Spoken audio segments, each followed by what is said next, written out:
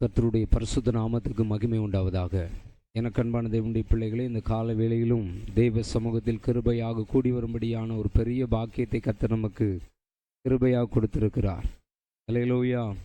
இந்த காலை வேளையில் கர்த்தருடைய வார்த்தைகளை தியானிக்கும்படியே வந்திருக்கிற ஒவ்வொருவரையும் கர்த்தராக இயேசு கிறிஸ்துவின் நாமத்தில் வாழ்த்துகிறேன், ஆசீர்வதிக்கிறேன், சமாதானத்தை கூறுகிறேன். இந்த நாளிலும் நாம் தியானத்துக்காக எடுத்துக்கொண்ட வேத வசனம் நீதிமொழிகளின் புஸ்தகம் 30வது அதிகாரம் 5வது வசனம்.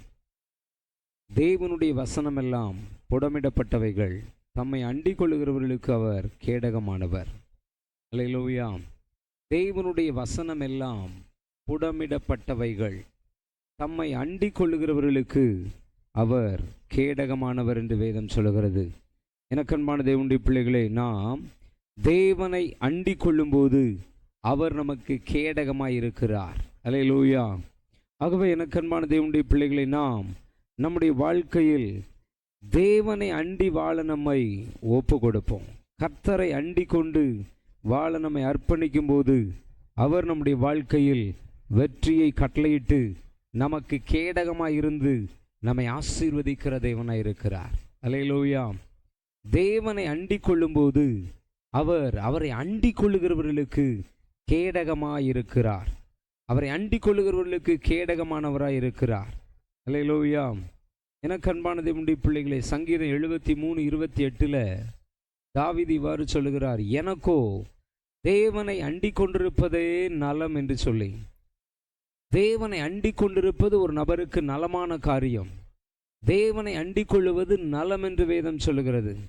ஆகவே நம்முடைய வாழ்க்கையில் நாம் தேவனை அண்டி வாழ நம்மை ஒப்பு கொடுப்போம். தேவனை அண்டி கொண்டிருக்க நம்மை ஒப்பு கொடுப்போம். அப்பொழுது அவர் நமக்கு கேடகமாய் இருக்கிறார்.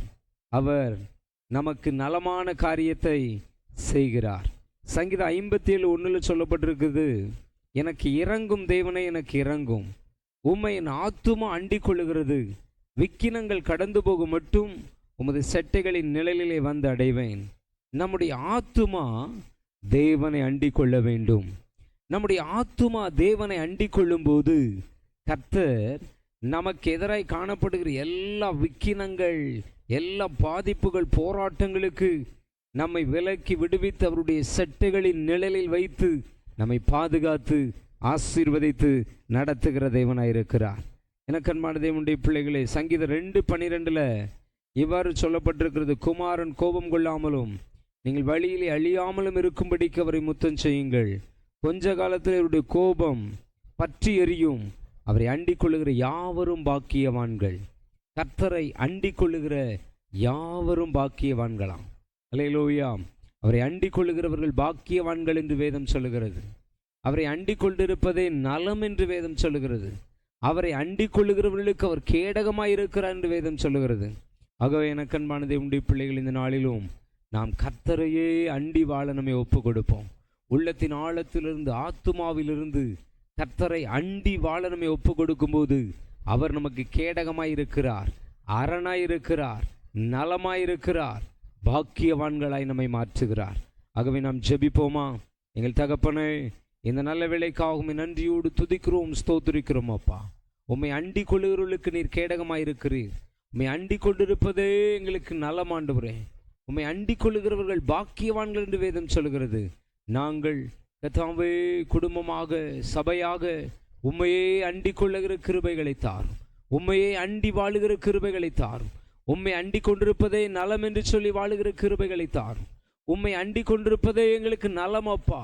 நாங்கள் இந்த பூமியில் உம்மையே அண்டிக் கொள்ளுகிற கிருபையை தந்து ஆசீர்வதிக்கும்படியாய் ஜெபிக்கிறோம். வார்த்தை கேட்கிற எல்லாருக்கும் இந்த அனுபவங்களை, கிருபைகளை தாரும், ஆசீர்வதியும். இயேசு கிறிஸ்துவின் நாமத்தில் பிதாவே, ஆமென், ஆமென், ஆமென். Praise the lord, praise the lord, praise the Lord.